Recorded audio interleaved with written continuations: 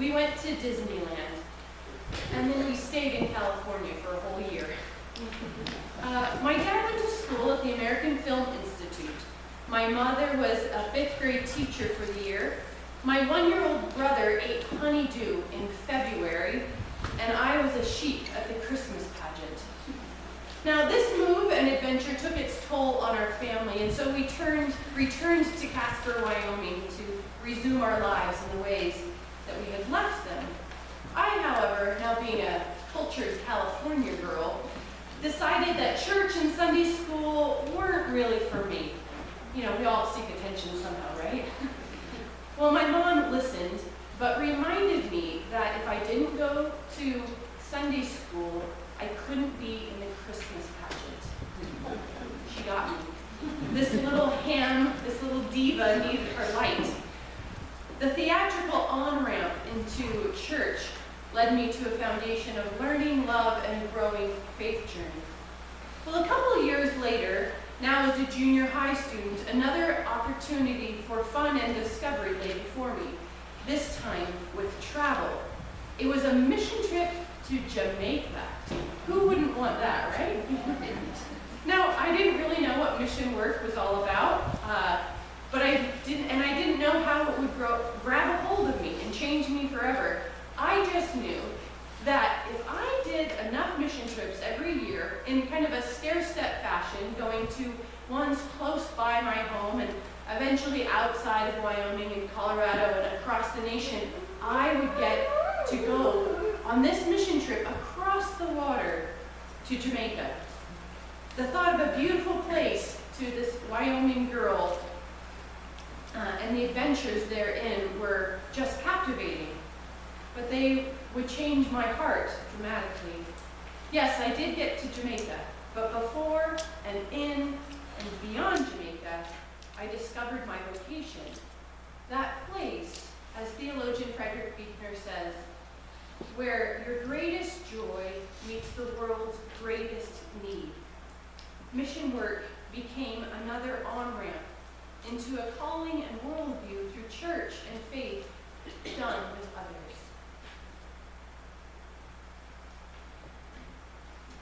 Maybe you can hear me now a little bit better. It never surprises me that what makes people feel so good is when they do and do for others. In our fast-paced culture, where we use all the sunlight to play and explore and work and play some more, resting just doesn't seem appropriate. But doing does, and doing can have very obvious results. Jesus embodied this spirit in part, allowing his life to include care for one another, eating with people, healing sick and distressed, and sharing his story beyond his hometown. In order to bring the kingdom to earth, Jesus showed us and asked us to do this to the least of these. Not only did Jesus pray for his disciples and all the followers of the world at that Last Supper, but he also served, washing his friends' feet with humility and compassion. For the last couple weeks, we've explored Jesus' promise, I will build my church, in order to recognize the unique man of purpose-filled, relational, vulnerable trust and power who could claim such things. Last week, we considered how we were the unlikely materials that Jesus has and will use as the body of this church. And so for the next 3 weeks, we will consider the unusual methods of work, witness, and worship employed to make God's church the fulcrum on which the world is transformed.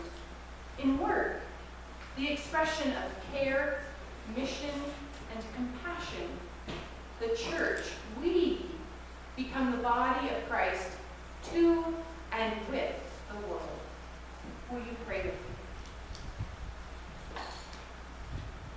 O God, may the words of my mouth and the meditations of our hearts be acceptable to you. May they illuminate something new within us that draws us near to you, giving us hearts and hands of care and compassion pray this in your son's name. Amen. Last week at our first home gathering, I heard a value of this church is to be in outreach, care, and mission with each other and with the Bitterroot Valley and beyond. So I wondered if you would take a moment to talk to your neighbor. What kind of work of compassion and mission have you been a part of in your life? Or what kind of work like this have you seen? This is the small audience participation of the service. So talk to your neighbor. Where have you seen the work of compassion, or where have you been a part of it?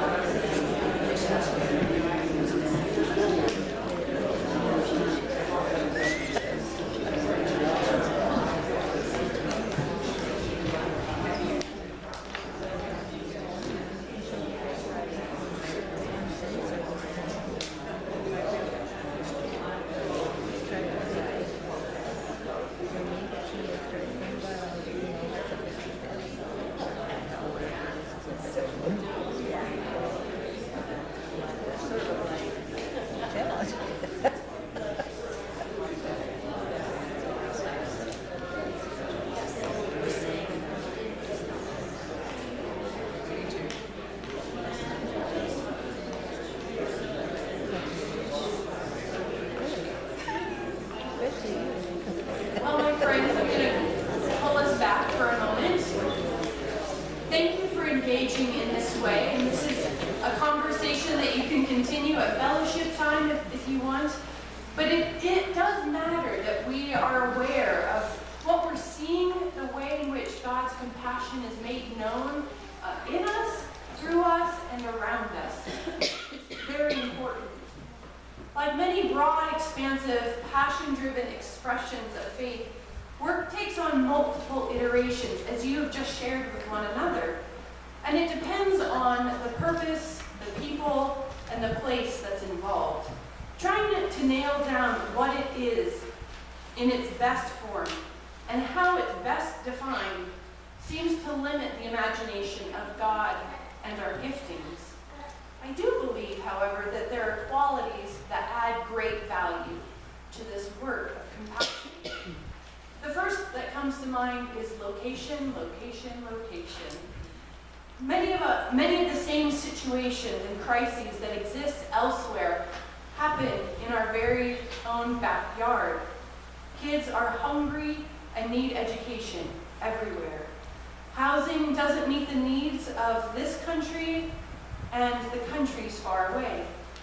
Medical wellness could be extended to those abroad as well as at home. So going beyond our front door and even our county line has its purpose. It is able to change our perspective of both the place you go to as well as the place to which you return. A couple years ago, I had an opportunity to visit some friends in Uganda who were getting married. And I then proceeded to go into Kenya to do some mission work. For a week I spent in Mombasa. I met several students at a school where we were putting a new roof on their cafeteria and teaching and just interacting with the students and their teachers. In this week, we just did life together, and it was actually at the same time that the students were taking their final exams. In Kenya, the school system is based on a British school system, which means they have a final exam at the very end of the year, sort of like what you read in Harry Potter, okay?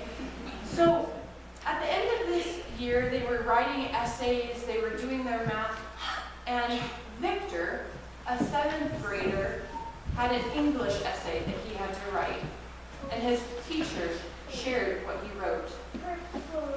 It has been a strong feeling to me that I've experienced, especially to these whites. When we were young, we were taught and brought up with the mentality of being against the white. I am sorry for this because I have met Wayne, Sarah, and others. They are friendly. Sarah taught us about a huge blue-backed monkey who was crossing the road while bouncing. It was so challenging when I saw an old man working with his son, because that is not possible in this country. I love them. From Victor's story, I realized books, movies, even tales from other folks don't do justice to the experience of being with folks that you don't know. Being with people from other cultures. As Victor was blessed, I was blessed too. So I believe that there is a both and in God's compassion when it comes to location.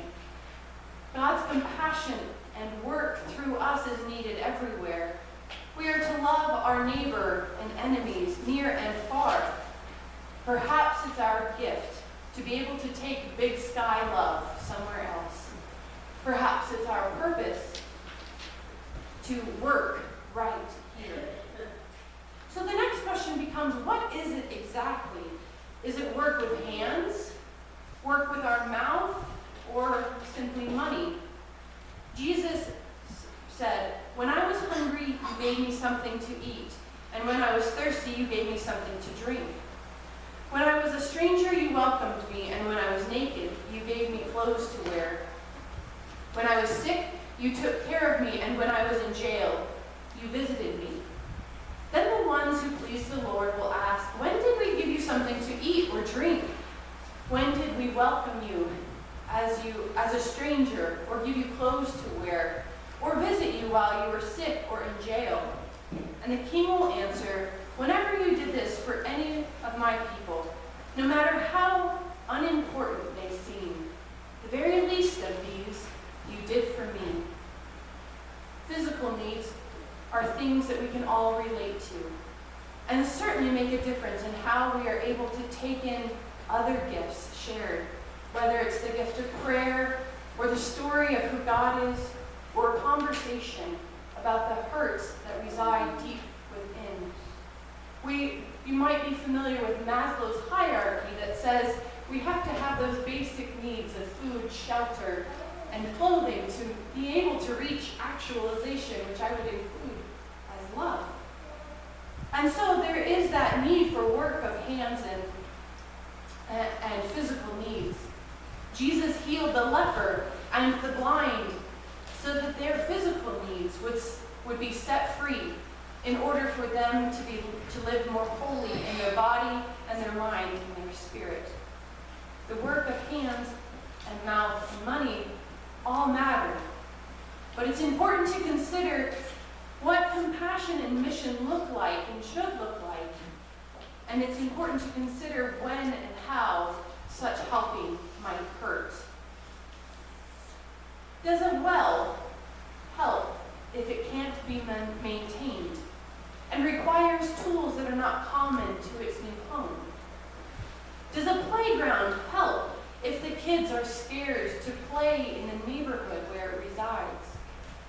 Does a quick trip really attend to the realities and the people of the area? I bring these up because they remind us that we don't serve with God's compassion willy-nilly, but we do so with intention. And to me, the deepest of intentions is the relationships that you create. This is who we are as a church.